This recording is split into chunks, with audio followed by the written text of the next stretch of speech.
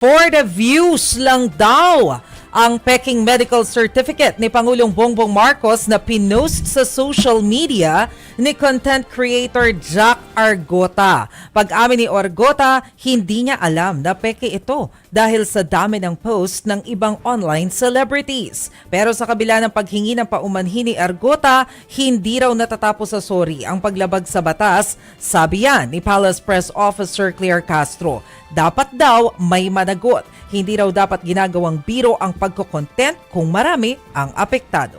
Ako ay agree na dapat merong katapat na parusa. No? Alam ko na parang nonchalant na sinabi na parang sorry, nagkamali ako. The thing is, maraming gagaya sa'yo bilang influencer ka, maraming gagaya sa'yo na basta na lang magpo-post. Ano? So parang sana wag nang pamarisan ng iba na basta-basta na lang nagpo-post kung hindi pala tayo sigurado. Hindi, at saka malinaw din naman sa pangalan nga ng programa natin, sa totoo lang, advocacy rin natin kasi yung fake news kontra fake news, ayaw natin yan. So yung mga unverified documents, yung mga maling information, hindi rin naman natin gusto na agad-agad ipinapakalat sa social media. Ang gusto natin, yung totoo lang.